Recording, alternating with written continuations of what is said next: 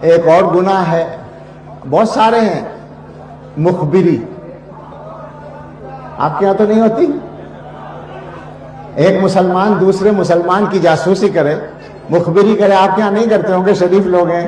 میں نے ہندوستان میں کوئی جگہ نہیں پائی جہاں یہ کام نہ ہو رہا ہو۔ مسلمانوں میں سے مردوں کا بھی اور عورتوں کا بھی بہت سے لوگوں کا ذریعہ معاش بنا ہوا ہے۔ ہم یہ نہیں کہتے کہ غیر قانونی کام کو آپ چھپائیں کسی کے، لیکن کم سے کم جھوٹ تو نہ بولیں، کم سے کم اپنے پیسے بنانے کے لیے کسی کی عزت سے تو نہ کھیلیں۔ اب تو حالات ہماری ایمانی کمزوری کے یہاں تک ہیں کہ ذاتی لڑائی کی بنیاد پر ہم ملت کا نقصان کرنے کو آسانی سے تیار ہیں۔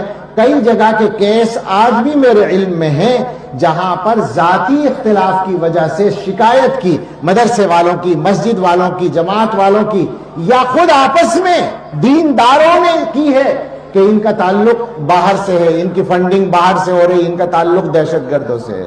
اس حد تک ہم لوگ گر چکے ہیں۔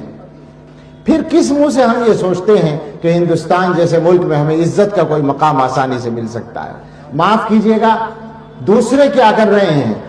یقیناً اس ملک میں، جمہوری ملک میں، آئین کے اعتبار سے جو جو حق ہمیں حاصل ہے ان پر ہمیں بولنا بھی ہے، اور ان کے نہ ملنے پر ہمیں احتجاج بھی کرنے کا حق ہے، اور مطالبے کا بھی جو چاہے ہم کہہ سکتے ہیں۔ لیکن ہم اپنے مذہب کے تعلق سے اگر سوچیں گے تو سمجھ میں آئے گی یہ بات کہ ان کا کام تو وہ ہے جو وہ کر رہے ہیں، اور ہمیشہ ہوتا ہے۔ ایسا نہیں ہے کہ ہندوستان میں یا دنیا میں پہلی بار مسلمانوں کے دشمن پیدا ہوئے ہیں۔ حضرت محمد صلی اللہ علیہ وسلم نے پہلی بار جب دین کی دعوت عام کی تھی اسی دن سے دشمن سامنے آ گئے تھے، اور یہ جنگ ہے جو کھلی ہوئی ہے، چھپی ہوئی نہیں ہے۔